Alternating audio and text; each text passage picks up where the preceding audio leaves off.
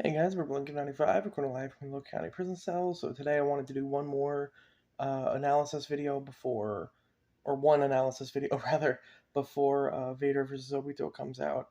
And this is completely coincidental. I was planning this last night, and then this morning, a Lost Shantae sequel was apparently announced to be in development.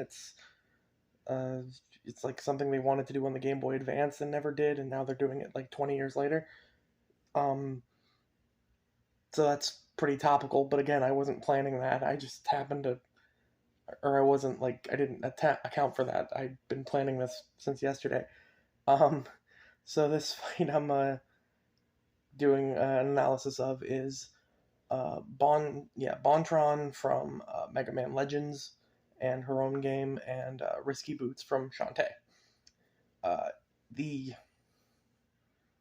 I suppose, you know, there's some connection between the modern internet fan bases of both properties that allow this fight to make sense, but it's also that they are both they are both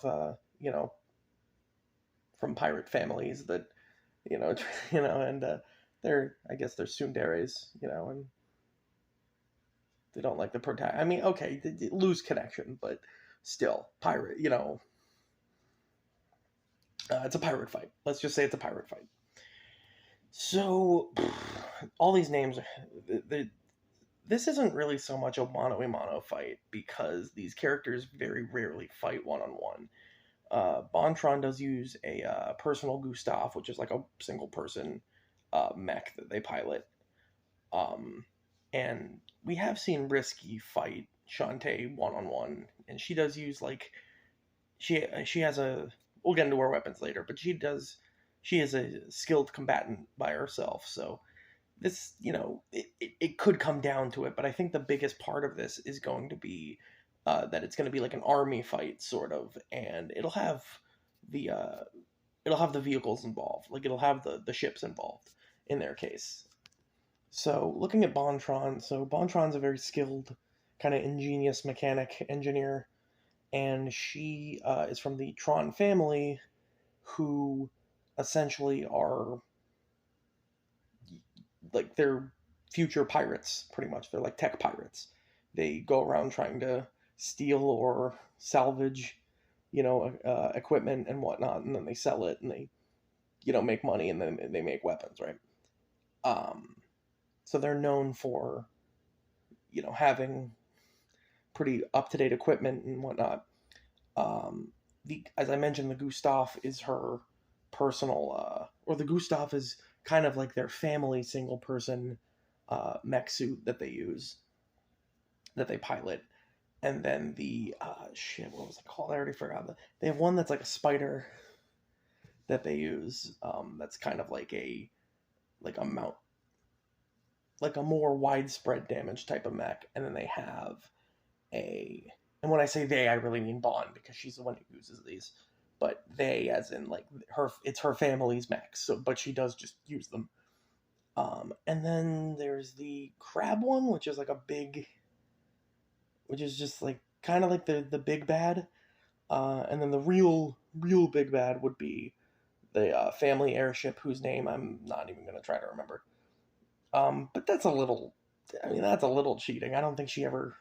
I don't know if they ever you fight like the airship in game, so I don't know. That's up in the air. No pun intended.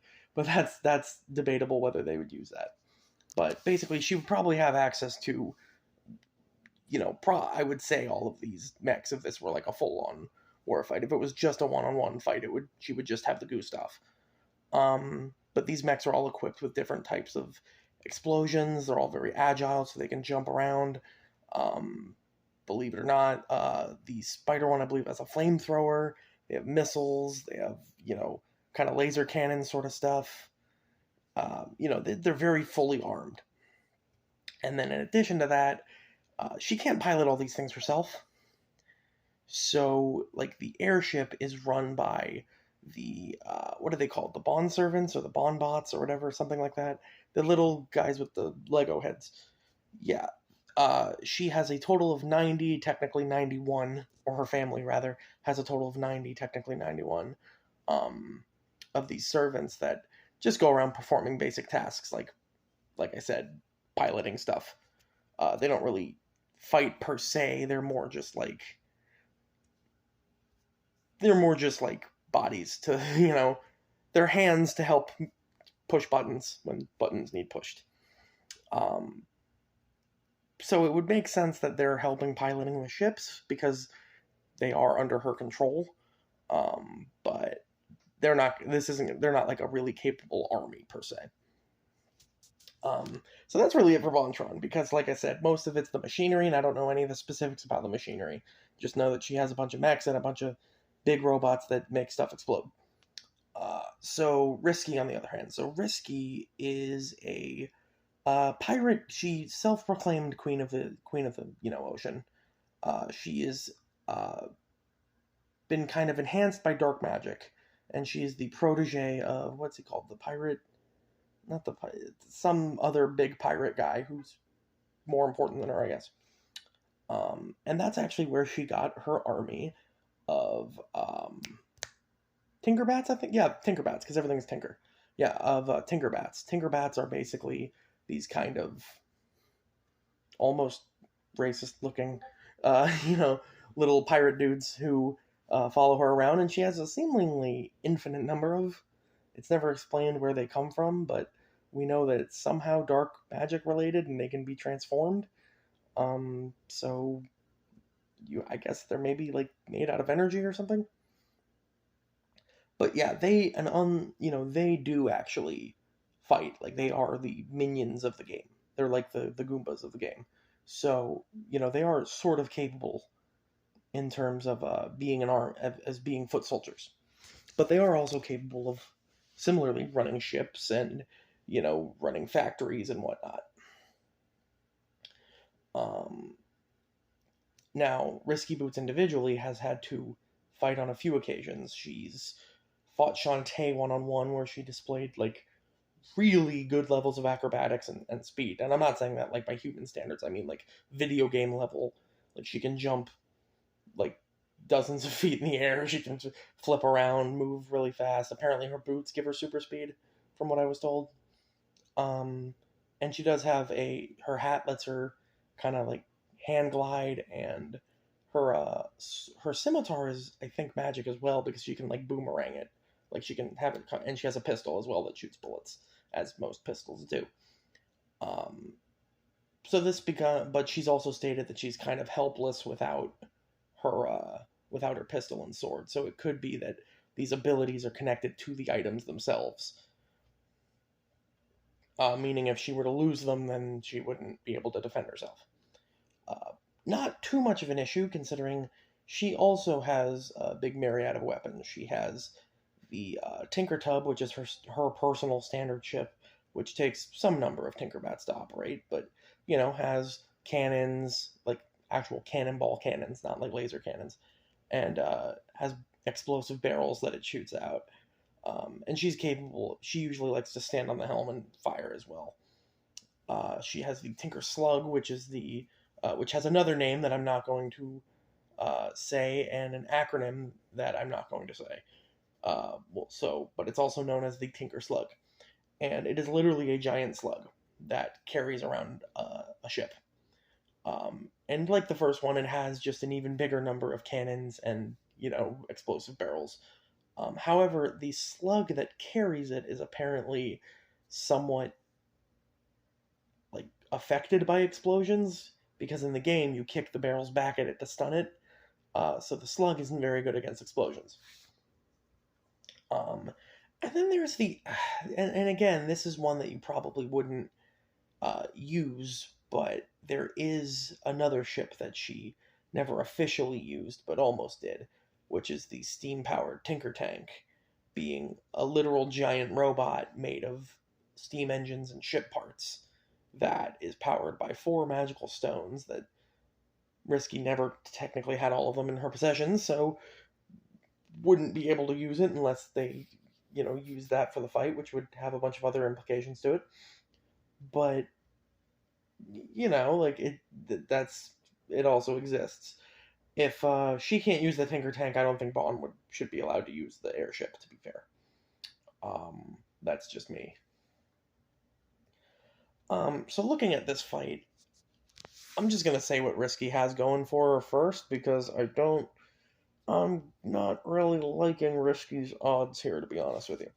So Risky independently is a much better fighter than Bond would be without any mech suit whatsoever. But like I said, she has her personal Gustav, so it wouldn't really, a one-on-one fight wouldn't really be Risky versus Bond herself. It would be Risky versus Bond with a Gustav. Um, because again, I don't care if that sword is magic or whatnot. She's coming into a mech fight with a flintlock pistol. It's not a metaphor. That's literally what's happening. So I don't like her odds there. So really, but you know, if it were just her versus Bond, she would win, I suppose. So take that. And her army, you know, the Tinkerbats are much more capable at being an actual fighting force than the Bond servants. So, you know, if it came down to that, it would be a difference. But the reason I definitely think Bond wins this is because in the event that we got the ships involved, um, Risky's technology is just completely. I mean, her big bad super weapon we never got to see is steam powered. You know, like yeah, it's also powered by magical stones, so there's that. But like, she's taking a steam powered wooden weapon, or mostly wooden weapon, against like actual like giant robot spiders. Like the come on.